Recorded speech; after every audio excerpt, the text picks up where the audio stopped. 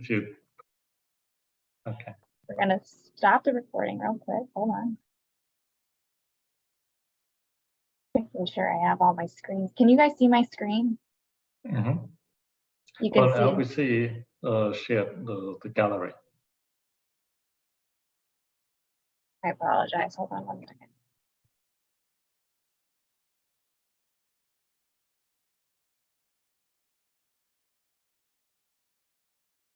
Okay, can you see this now?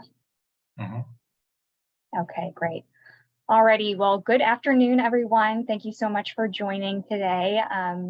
My name is Meredith O'Connor. I am the Assistant Vice President of Patient Engagement, Advocacy, and Policy here at the MGFA. We also have Mike Antonellis on with us. He is the Vice President of Global Marketing and Communications at the MGFA as well. So before I do introductions, I just wanted to thank our all of our sponsors today. Our national presenting sponsors, Alexion, Argenx, and UCB, and our national sponsors, Horizon and Janssen Neuroscience. And then, of course, if you haven't already, go give us a follow on all of our social media platforms, as we have tons of information on each platform. But thank you again for joining us today. We are fortunate enough to have two great physicians speak with us today about the Prevail phase 3 study in generalized myasthenia gravis. I'm not going to butcher this name, so I'm just going to say Dr. Sanjay R. is a physician scientist and currently serves as the executive medical director at Alexion AstraZeneca Rare Disease Unit in Boston, Massachusetts. Sanjay is a neurologist by training and oversees late-stage clinical development studies in the neuromuscular therapeutic area at Alexion. He has previously worked on clinical trials in Duchenne muscular dystrophy, multiple sclerosis, and lysosomal storage disorders during his previous roles at Sarepta Therapeutics and Sanofi Genzyme. Prior to his roles in the biopharma industry, Sanjay served on the faculty of the Department of Neurology at Boston Children's and Brigham and Women's Hospital at Harvard Medical School. Sanjay received his MD from Grant Medical College, University of Bombay, and his PhD from Wayne State University, Michigan. He did his medical training at Children's Hospital of Michigan and Detroit Medical Center. He completed his fellowship in Department of Neurology at Boston Children's Hospital and Harvard Medical School. His academic research work has been published in leading neurology journals, including Nature Reviews Neurology, Annals of Neurology, and Journal of Neuroscience. So Sanjay will be kicking off the presentation, but following his portion, we will be having Dr. Joachim Scholz. Dr. Scholz is the medical director in the Division of Clinical Development and Translational Sciences of Alexion AstraZeneca Rare Disease. He leads clinical oversight for the Prevail study, which examines the safety and efficacy of gefurulimab for the treatment of myasthenia gravis. Before joining Alexion, Joachim worked for Biogen, where he was responsible for early clinical development in the therapeutic areas of peripheral neuropathies and neuropathic pain. Joachim completed his residency training in neurology and 1 year psychiatry at the Medical University of Lübeck in Germany. Supported by a fellowship from the Alexander von Humboldt Foundation, he started his postdoctoral research career in pain biology at Massachusetts General Hospital and Harvard Medical School. He was appointed to assistant professor in anesthesiology in 2008 and neurology in 2010. In 2011, he moved to Columbia University in New York, where he continued his translational research on the mechanisms of chronic pain in the departments of anesthesiology and pharmacology. Joachim's research work has been published in Nature Neuroscience, Nature Medicine, Nature Reviews Neurology, Journal of Neuroscience, Neuron Pain Proceedings of the National Academy of Sciences of the USA, and other leading neuroscientific journals. So needless to say, we have quite a few experts on our hands today. So now I'm going to stop sharing this screen and then pull up their presentation. And I'm going to hand it over to Sanjay in just a moment. Just pull this up. Thank you, Meredith, for the very kind introduction. And thank you to the MGFA for giving us an opportunity to present regarding the Prevail study today here at the MGFA webinar. We're especially fortunate to be able to present to this group of patients in a week or two prior to the June MG Awareness Month. And it's our pleasure to tell you a bit more about the study. But prior to that, just if Sorry, hold on. Yeah. Sorry, Sanjay, go ahead. I'm just trying to pull up the slides here. Not like that. So while Meredith is pulling up the slides, what I'd like to start with is actually tell our participants a little bit more about Alexion and our legacy and leadership in complement biology, and then move on to telling you a bit more about the complement system and handing it over to my colleague, Dr. Scholz, for information about the Prevail study as such. So next slide, please. Sure. And just as a reminder, Mike, thank you for reminding the group, is that if you have any questions during the webinar, please feel free to use the Q&A section of this webinar, and we will answer those towards the end of the presentation. Now I'm going to get off camera and mute.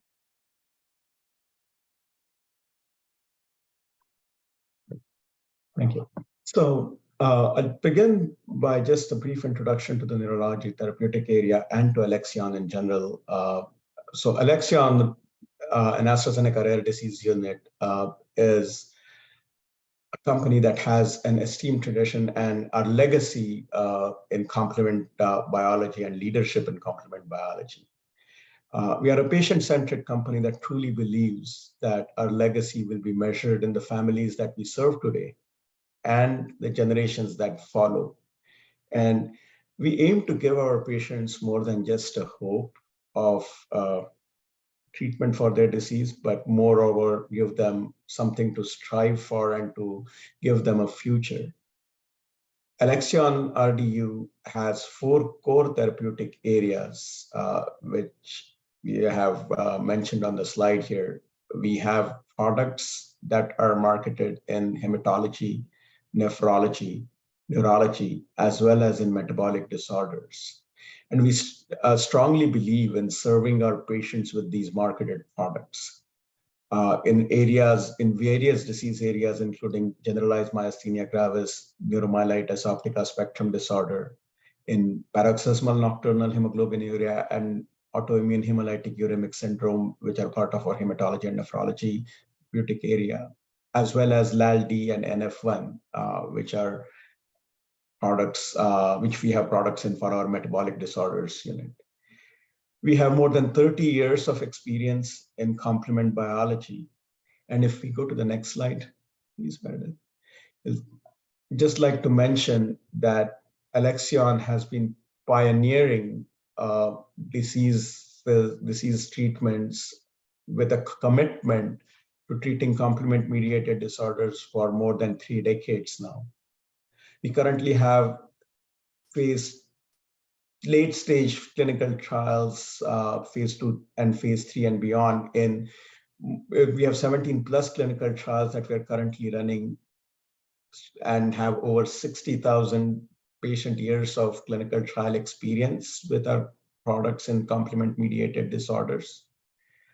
We as a company are present in over 50 plus countries, and we continue to demonstrate a strong commitment to the community by continuing to invest and advancing the science so that we can deliver innovative treatments to address some of the most important needs of our patients. We as a company truly believe in listening to our patients and providing solutions to the problems that are being faced by our patients from the disease conditions that are manifesting in their day-to-day life. We are a company of close to 4,000 colleagues in the Alexion RDU, and all of us are really focused in bringing forth our current and next generation therapies to help our patients get control of their disease and to continue to dream about their futures as such. So with that as an introduction about Alexion, I'd like to switch to the next slide and talk a bit more about what is the complement system and how it is involved in myasthenia gravis as a disease. So the complement system is a group of proteins that form a part of the body's immune system and help the body's cells to fight infections and to clean up debris. It is a group of more than 30 proteins that make up the entirety of the complement system. And these group of proteins help protect against infections, against attack by bacteria, and also help in removal of damaged cells and heal wounds after injury. The complement proteins can be activated by multiple triggers. Some of those triggers include invasion by bacteria that have entered the body and have started attacking the body systems. There could also be molecular signals that are exposed on damaged cells after injury, and the complement proteins or complement system can react to these damaged cells in a process that is called as autoimmunity. The components of the complement system are activated in a distinct set of in a distinct sequence or a distinct reaction, and this is called as the complement pathway. Each active complement protein performs their function and turns on the next protein within this pathway in sort of a loop that finally ends in the formation of a membrane attack complex, which is also called as the MAC, which is an acronym for this particular membrane attack complex. This MAC is the terminal part of the cascade, which acts as the effector or which leads to the destruction and damage to targeted cells. Now, the complement system consists of three distinct pathways: the classical pathway, the lecithin pathway, and the alternative pathway. And all of these pathways, all three pathways, converge on a component of the complement system, which is called as complement factor 5 or C5. So this activation of the C5 complement factor is one of the steps that is critical for formation of the MAC attack complex or the membrane attack complex and leads to the subsequent damage. Next slide, please.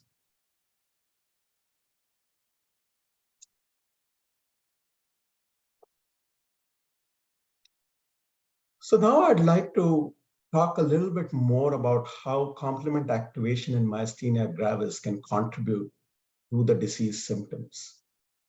As many of you may know and have experienced, what we call as voluntary muscle contractions require the release of a neurotransmitter called acetylcholine from nerve endings. In the picture that accompanies this slide on the right, you can see this nerve ending as the inverted green mushroom-shaped structure that is showing the release of this neurotransmitter receptor called acetylcholine. This neurotransmitter then activates receptors which are present on specialized structures in the muscle, which are called as motor end plates. And that is represented by the orange or pinkish orange membrane that is present on the lower half in that picture that is present on the right side. So the acetylcholine attaches itself to the receptor and is thus involved in neurotransmission. Now, more than 80% of patients with myasthenia gravis actually carry autoantibodies against this acetylcholine receptor. And these antibodies can interfere with the clustering of these receptors.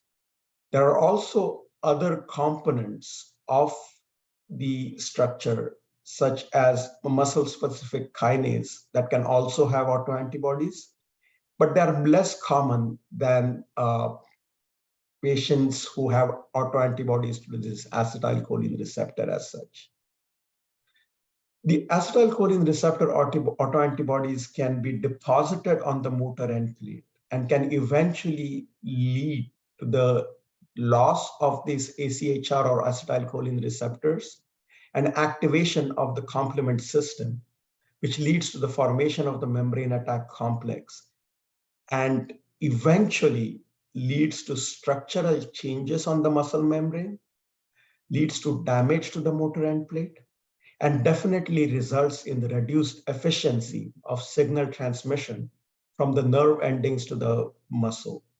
And that is what is manifest as muscle weakness that is seen in myasthenia gravis. Next slide, please.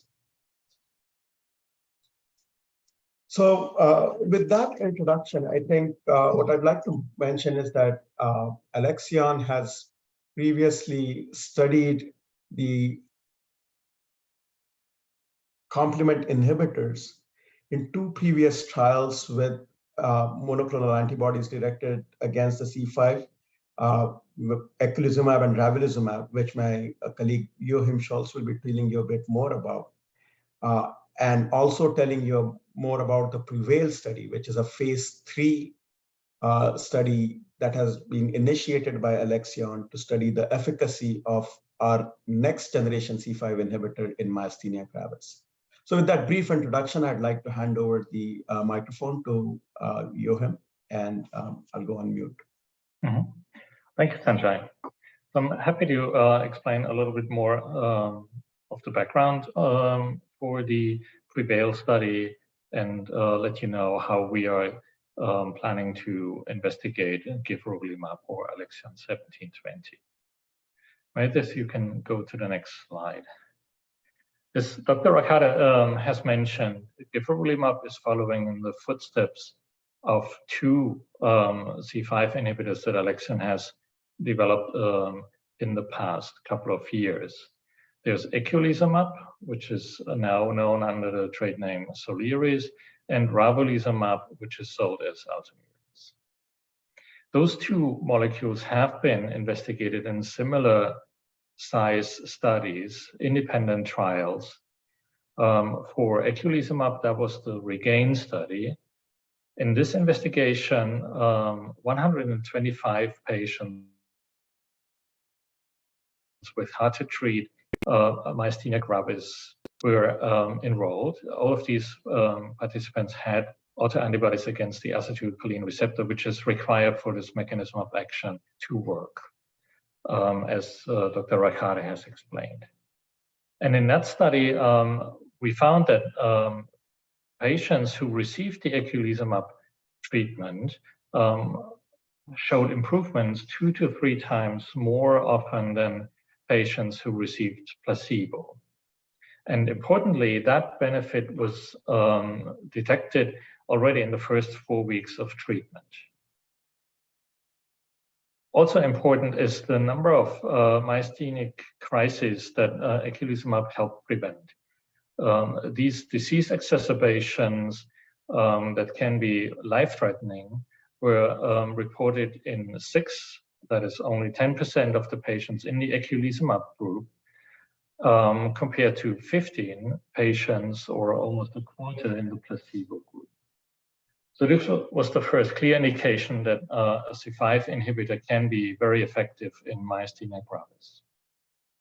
Ravulizumab was then the 2nd generation C5 inhibitor, and it was studied in the CHAMPION-MG trial, which enrolled 175 patients with generalized myasthenia gravis. Again, treatment with ravulizumab showed significant decreases in measures of disease activity. And I want to point out 2 that you, if you have participated in a previous trial, may be familiar with. One is the scale of activities of daily living that can be impaired by myasthenia gravis. The abbreviation for that scale is MG-ADL. And the other outcome measure that is frequently used in trials that target myasthenia gravis is the QMG, or quantitative MG scale. It is administered by physicians who measure the strength of muscle innervation in different functions, be it muscles of the eyes or the arms and the legs. And in the CHAMPION-MG study, it was shown that muscle strength improved in 3 times as many patients in the ravulizumab group compared to the placebo group. Again, a clear improvement in muscle function. The effects were long-lasting when we include the observations in the extended period of the trial that looked at ravulizumab when it was given in open label without even placebo control. A total of 76%, 3/4 of the patients showed meaningful progress in their activities of daily living. So on the back of this success, Alexion has now developed a 3rd generation C5 inhibitor. And Meredith, if you go to the next slide, you may wonder that why we are even investing in a 3rd medication when we have already 2 treatments that have shown clear-cut benefits.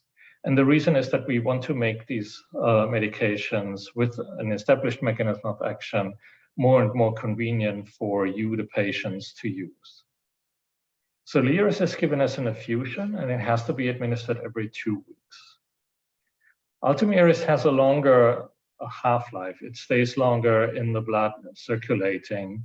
So therefore, the interval between the infusion can be stretched to 8 weeks. So instead of going to the infusion center every 2 weeks, now patients can go to the infusion center every 2 months. Definite improvement in their comfort. With gefurulimab, we are giving the medication literally into the hands of the patients.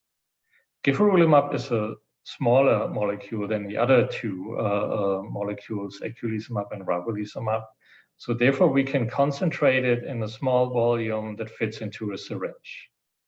And gefurulimab comes in a syringe that is pre-filled already, so you don't have to put anything into the syringe. And it can be administered in the comfort of the patient's home, similar to insulin that patients with diabetes injecting themselves with. It is a development that comes on the back of our interaction with patients.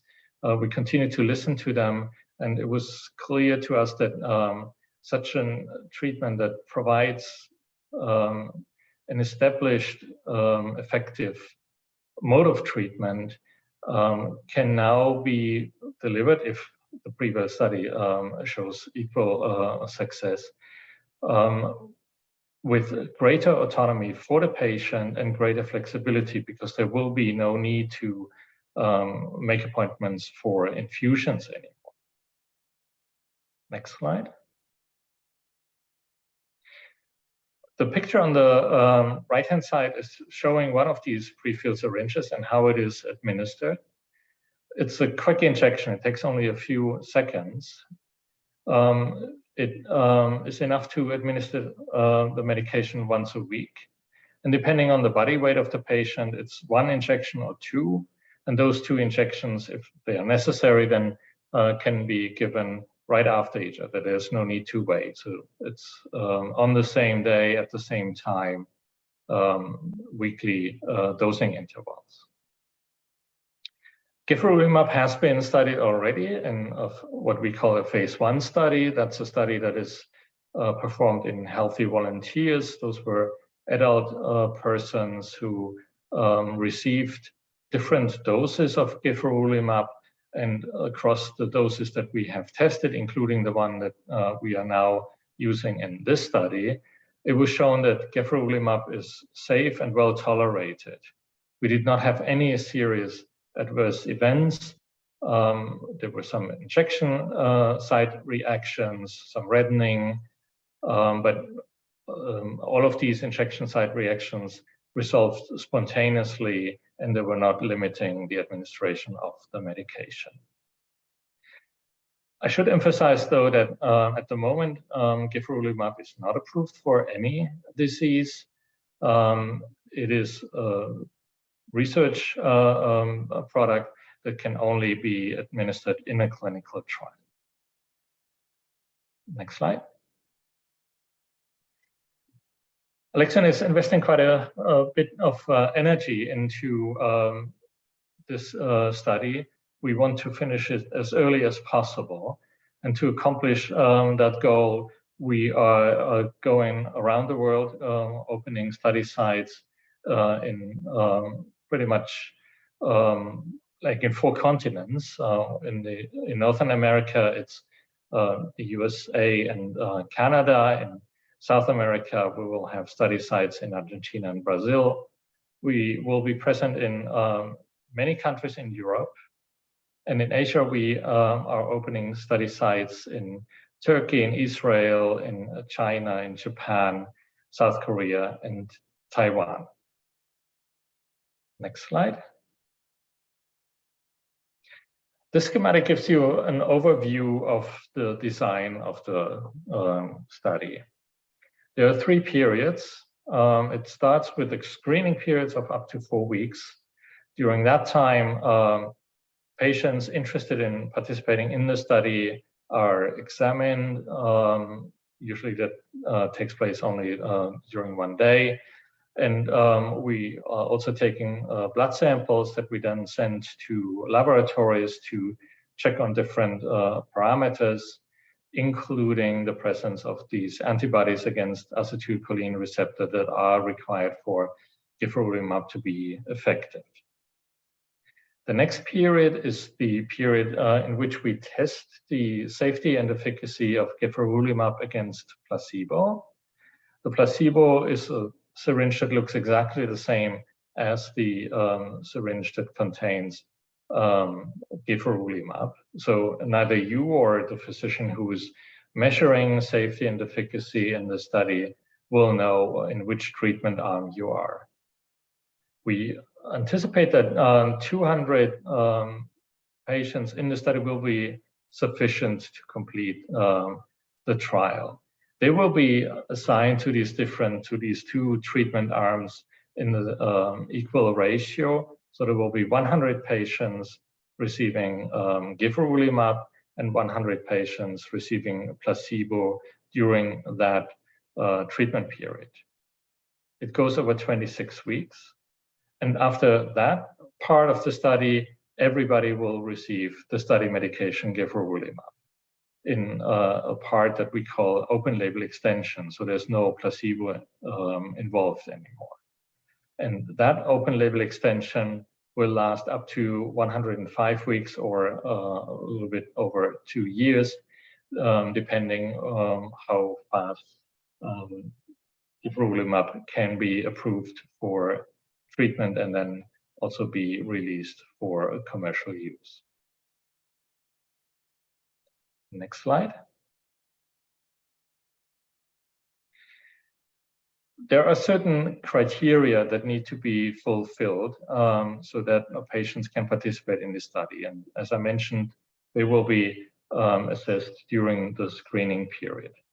So your study doctor will go over records that show that there is a documented diagnosis of myasthenia gravis.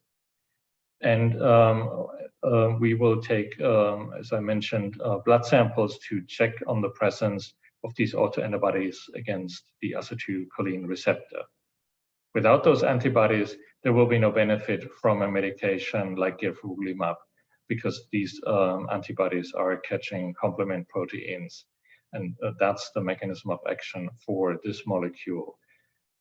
So participants or patients interested in the study who do not have any autoantibodies or autoantibodies against, for example, MASC, they would not be eligible for participating in the Prevail study. It's a study that is conducted in adult patients. They need to have symptoms that go beyond the eyes. So this can be some difficulty speaking, swallowing, breathing, or in the movement of arms and legs. As long as these symptoms are present, patients would be eligible to enter the trial. We do understand that not everyone is comfortable with injecting themselves.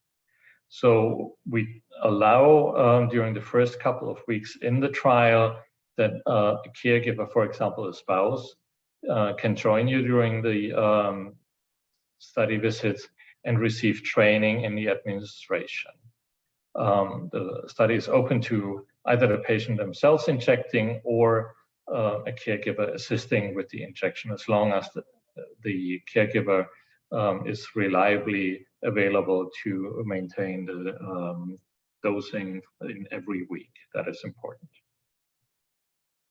There are also a couple of criteria that mean that a patient would not be suitable for entering the trial related to myasthenia gravis.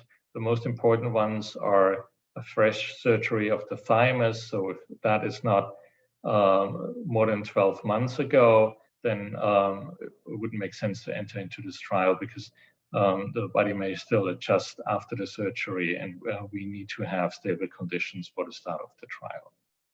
Equally, if it is known that there is a tumor of the thymus that has not been treated yet, then participants would also have to wait until the conditions are resolved, or it is no longer clear that there's a tumor, and at that point they may become eligible for entering the trial. We open a trial to patients who have previously taken a complement inhibitor, but it is necessary that a certain period of time has passed since, so that there's no other complement inhibitor present that would interfere with the reading out of the study. The study doctor will go over those requirements with you if that applies to you and you had experience with a previous medication of that kind. As long as you have tolerated it well, you would be eligible for the Prevail study. Next slide. I can go to the next slide. One requirement for the study is the vaccination against meningococcal infection. Gefurulimab, as any other complement inhibitor, is associated with an increased risk of catching that kind of an infection. And therefore, everybody entering the trial must be vaccinated.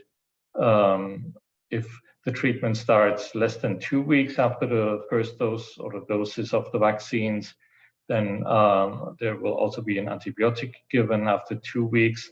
The protection from the vaccination is usually established, and at that point, antibiotics are no longer needed. But vaccination needs to be completed in order to participate in the trial. There are no costs associated for the patients. Alexion is covering all expenses. I have included the link to the website for the Prevail study if you are interested in learning more. And if you want to read more technical or scientific information about the trial, you can also go to clinicaltrials.gov and look up our study under the number NCT 0555-6096. Next slide. One important aspect that I wanted to point out is Alexion's ambition to be all-inclusive. We understand that trials make only sense if they truly represent the population that is ultimately the target for those new medications, the patients that will receive the new treatments. This trial is open for patients of any gender, race, ethnicity, or nationality, as long as patients interested in the study live within the proximity of any of our study sites. This commitment does not apply only to the Prevail study at Alexion. We are striving to have full diversity in any of the phase 2 or phase 3 studies that we are conducting. Next slide. This concludes my presentation, and I wanted to take a moment to thank the MGFA for allowing us to present information about this new study from Alexion. I also thank participants on this call for their time, and I want to express on behalf of the Prevail study team our gratitude to all patients who are interested in participating in the study. We understand that this is teamwork. We developing these new treatments, but without your help, we could not show that they are successful and safe. So thank you very much for your participation. Thank you both. This was an incredible comprehensive presentation and just another exciting stride in myasthenia gravis research. So I'm going to go ahead and stop the recording, but we will go ahead and start taking questions.